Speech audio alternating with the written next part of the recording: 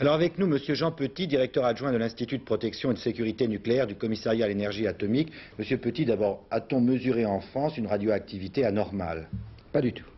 Aucune augmentation du bruit de fond de la radioactivité jusqu'à présent.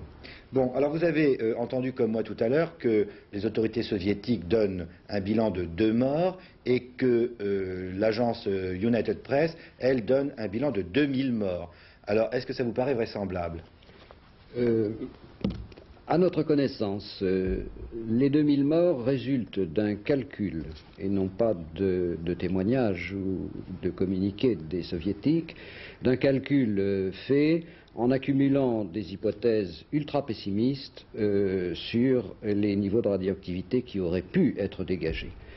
Je vois mal comment 2000 morts, pas plus qu'un, comme l'a dit le docteur Lafuma tout à l'heure, puissent être engendrés même au voisinage immédiat. Par contre, il est vraisemblable que plusieurs dizaines de personnes peuvent avoir été gravement blessées ou même tuées par les effets mécaniques. Vapeur vive, incendie, chute de poutrelles d'un hangar ou du bâtiment et des choses de ce genre. Oui, parce qu'on ne meurt pas immédiatement d'irradiation. Dans des accidents de ce genre, non. On peut mourir avec une bombe atomique, immédiatement d'irradiation si on est sous le champignon d'une bombe atomique. Bon, si je comprends bien, c'est ce graphite qui est utilisé pour le processus de scission de l'atome a brûlé et continue à brûler en ce moment. Et là, visiblement, les soviétiques ne savent pas comment l'arrêter. Qu'est-ce que c'est que ce graphite exactement? Ce graphite qui forme la majeure partie du cœur du réacteur et au travers desquels circulent les canaux de refroidissement eau bouillante sous pression et où sont aussi les canaux de combustible, est présent dans des quantités très importantes, plusieurs centaines, voire plusieurs milliers de tonnes. Ce graphite sert à modérer le neutron, c'est-à-dire à les ralentir, de manière à augmenter le rendement de fission, autrement dit augmenter le rendement neutronique de la machine. Et ça veut dire que si l'incendie persiste, il y a de nouvelles matières radioactives qui s'échappent dans l'atmosphère? Très probablement. Probablement pas avec la même intensité que ce qui s'est passé à l'accident d'origine, encore que nous n'en connaissions pas les détails, mais il est très vraisemblable que de la radioactivité continue à s'échapper. Et ça veut dire que c'est dangereux non seulement pour l'Union soviétique, mais pour les pays avoisinants, parce que tout ça dépend de la météo, après des vents. Je ne pense pas que ça puisse aller à une échelle supérieure à quelques dizaines de kilomètres aux alentours de la centrale.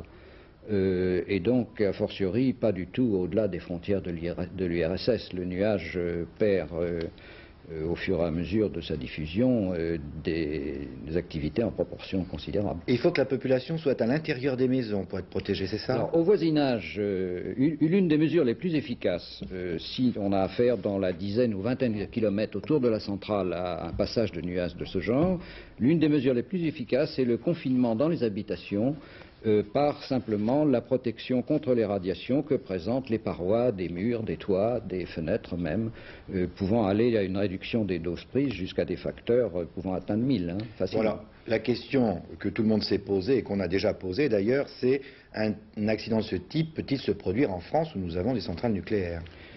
Une fusion de cœur, quoique invraisemblable du fait de l'accumulation des précautions qui sont prises, n'a pas une probabilité 0 de se produire. Ça n'existe pas, la probabilité nulle ou la probabilité 1 dans les disciplines scientifiques. Ceci étant, s'il se produisait, les dispositions prévues dans les plans d'intervention autour des installations nucléaires françaises sont telles que des mesures comme le confinement de la population ou l'évacuation dans des zones situées de 5 à 10 km autour de la centrale sont prévues par les pouvoirs publics, font l'objet d'exercices fréquents pour tester la réponse de toutes les protections, y compris les protections sanitaires qui sont prévues dans ce cas-là.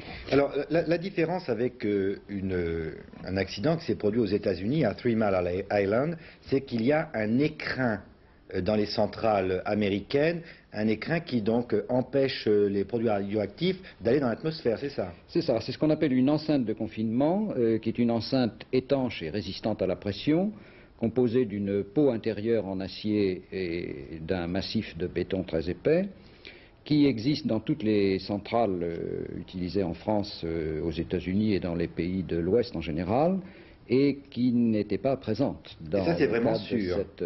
Ah oui, nous en avons une quasi-certitude. Mais... Et à 3 Mile Island, la radioactivité considérable, puisque une partie très importante du cœur a fondu à 3 Mile Island, a été entièrement contenue dans cette enceinte, les émissions à l'extérieur et donc les conséquences sanitaires étant strictement nulles. Mais alors, ces produits radioactifs, par exemple à 3 Mile Island, restent dans cet écrin. Mais qu'est-ce qu'ils deviennent après? Eh bien, une bonne partie décroissent avec la décroissance naturelle de la radioactivité.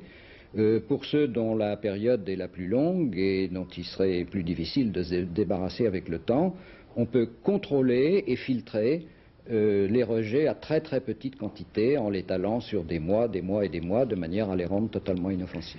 Monsieur Petit, on ne peut pas dire que ce soit quand même un accident de ce genre, même s'il se produit en Union soviétique et dans une centrale qui n'est pas une centrale que nous possédons, du type que nous possédons, on ne peut quand même pas dire que ce soit une bonne publicité pour le nucléaire.